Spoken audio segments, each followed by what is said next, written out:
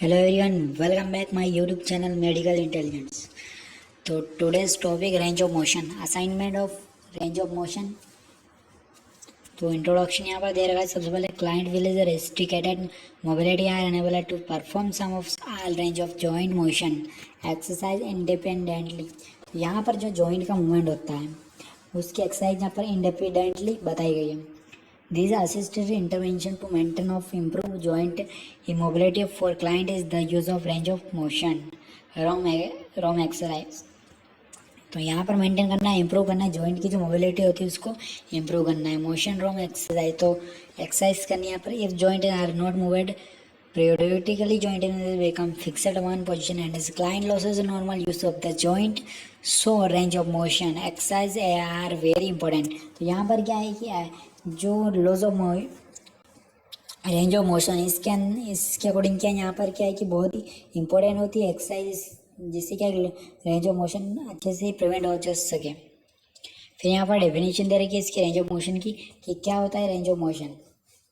तो range of motion is the maximum amount of movement available of the joint. तो range of motion का मतलब क्या होता है कि कुछ बहुत कम मूवमेंट होता है जॉइंट, यानी कि जॉइंट जो होते हैं हमारे एल्बो का जॉइंट या फिर हमारे पटेला का जॉइंट या फिर हमारे कुछ इस प्रकार की कुछ जॉइंट होते हैं शोल्डर जॉइंट, जहाँ पर मूवमेंट कम होता है, जिससे कहते हैं हम रेंज ऑफ मोशन. जिसके अकॉर्डिंग यहाँ पर आता है sagittal plan, frontal plan, transverse plan.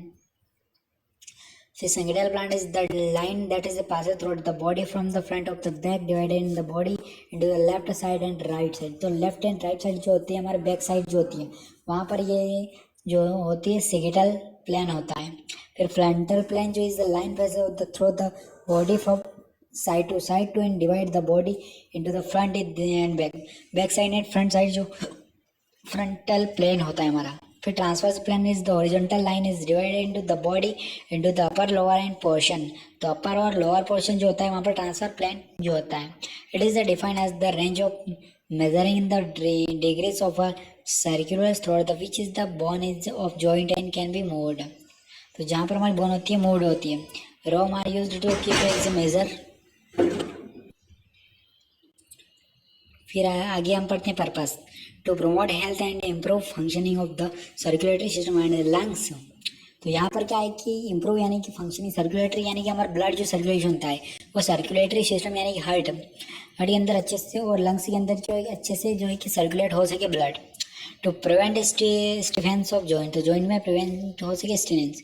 To delay degenerative changes, to restore the muscles function and disease injuries and deformities. तो यहाँ पर रिस्टोर हो सके मसल्स के फंक्शंस और disease. To promote physical mobility and improve that, तो यहाँ पर फिजिकली जो मोबिलिटी होती है वो इम्प्रूव हो सके. टू प्रिवेंट डिफॉर्मिटी, तो प्रिवेंट हो सके डिफॉर्मिटी से. To improve the blood supply to the vascular disorders, तो यहाँ पर कार्डियोवस्कुलर जो होता है उसके अंदर इम्प्रूव हो सके ब्लड सप्लाई और उसके अंदर जो डेफिशिएंसी होती है वो जो है कि डिक्रीज हो सके. तो रिड्यूस स्ट्रेस, तो स्ट्रेस को रिड्यूस करने के लिए जो है कि की जाती है. टू रिहेबिलिटेशन द पेशेंट, तो पेशेंट रिहेबिलिटेशन यानी कि फिर से उसकी हैबिट में आ सके, उस ये इसका पर्पस होता है. टाइप्स है, तो कि टाइप्स यहाँ पर देख सकते हो टाइप ऑफ रोम. तो रेंज ऑफ मोशन के टाइप्स देख सकते हो active range of motion, passive range of motion. तो दो टाइप्स होते हैं इसके, active and passive. Active range of motion क्या होता है, यहाँ पर एक्सरसाइज आए तो highly independent is performed slowly by the client. तो यहाँ पर हाई एक्सरसाइज जो करते हैं पेशेंट वो इंडिपेंडेंट होते हैं एक्सरसाइज पे. द फिजिकल थेरापेटिक्स में भी simple to the provide verbal clubs. फिर passive range of motion, it is the practice on the joint that is inactive that the physical therapeutics में भी यूज द एक्सरसाइज. तो थेरापेटिकल यहाँ पर physical type से exercise होती है.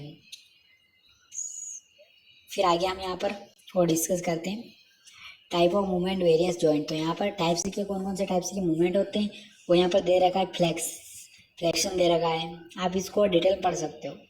फिर मूवमेंट ऑफ पाम दे रखा है, making of fist, curing of toss downward.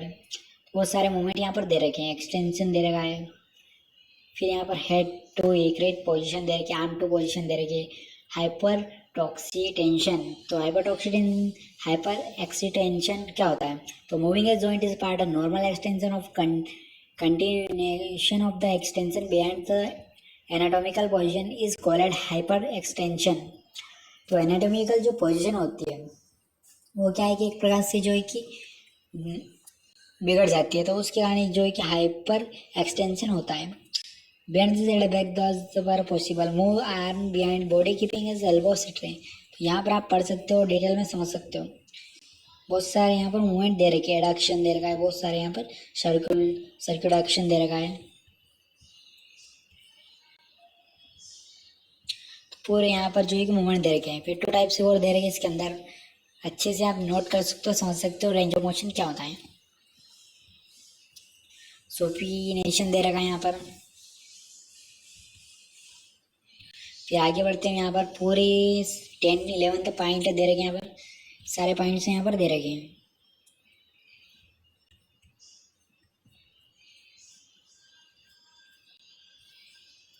फिर डोर्सी फ्लेक्शन दे रखा है यहाँ पर, प्लानिंग फ्लेक्शन, तो सारे मूवमेंट्स है ये।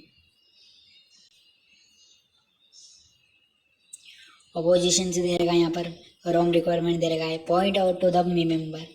तो कौन सा पॉइंट हमें जो है कि नोट करना है यहाँ पर, वो रिमेंबर कर रखा है। तो यहाँ पर जो मेन पॉइंट होते हैं वो यहाँ पर दे रखे हैं। अगर ये असाइनमेंट अच्छे लगे तो प्लीज़ चैनल को सब्सक्राइब करिए और वीडियो लाइक करना ना भूलिए।